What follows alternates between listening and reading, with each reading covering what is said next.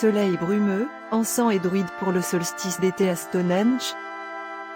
Le soleil se fait attendre mais, à son apparition, les visages s'illuminent, clameurs et bras s'élèvent au milieu des pierres millénaires du site préhistorique anglais de Stonehenge pour le solstice d'été.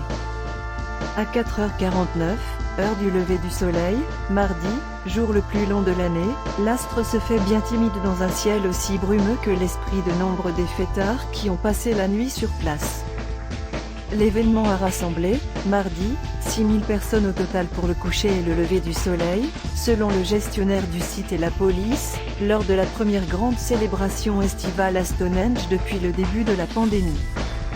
Érigé il y a environ 4500 ans, le célèbre ensemble de mégalithes est aligné sur l'axe du soleil lors des solstices d'été et d'hiver.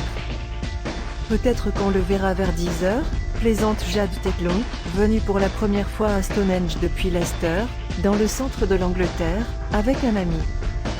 Entouré par les airs de flûte, de tambours, le chant des oiseaux et le bêlement des moutons mais aussi le grondement des camions sur la voie rapide qui se trouve non loin, la jeune femme de 35 ans se trouve ainsi plongée dans l'ambiance unique de l'endroit. Dans l'air flotte un mélange d'odeurs d'encens et d'herbe, malgré l'interdiction en vigueur énoncée à l'entrée du site. Yoga en toge.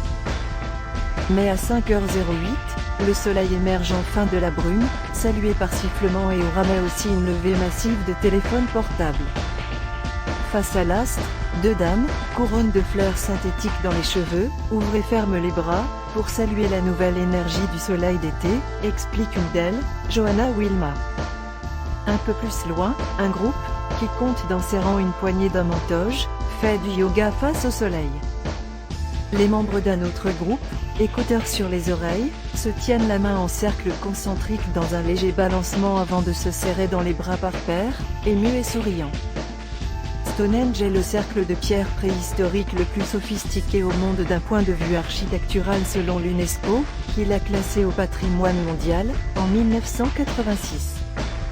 Au XVIIe siècle a émergé la théorie, depuis écartée par les historiens, que Stonehenge aurait été construit par des druides. Monument fragile.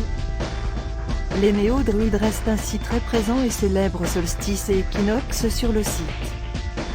Lors d'une cérémonie avant le lever du soleil, l'archidruide de Stonehenge, Rollo Morgfling, a ainsi lancé des incantations à la paix aux 4 points cardinaux, des invitations au soleil et à la terre, reprises en chœur par l'assistance.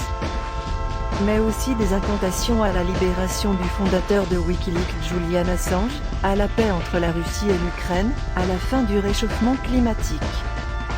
Les gens semblent très respectueux quand nous faisons nos cérémonies, explique-t-il, notant que nombre de nouveaux venus bravent parfois l'interdiction de monter sur les pierres qui, souligne-t-il, ont résisté au fil des millénaires. La conservatrice du site, Heather Sabir, relève, quant à elle, que malgré la taille des pierres, le monument est fragile, il y a beaucoup de choses qu'on ne voit pas à l'œil nu. Parmi les nombreux visiteurs, certains font presque des cérémonies eux-mêmes, souligne-t-elle, c'est presque un lieu de culte pour eux. Au point de donner lieu à des scènes d'embrassade et de communion avec la pierre. Selon la police locale, ce solstice d'été à Stonehenge ne s'est soldé que par 2 arrestations, pour une agression et une affaire de stupéfiants. L'histoire du site a pourtant connu un passé tumultueux. Le 1er juin 1985, la police anti-émeute était intervenue pour stopper un convoi de la liberté protestant contre une zone d'exclusion mise en place pour protéger le site.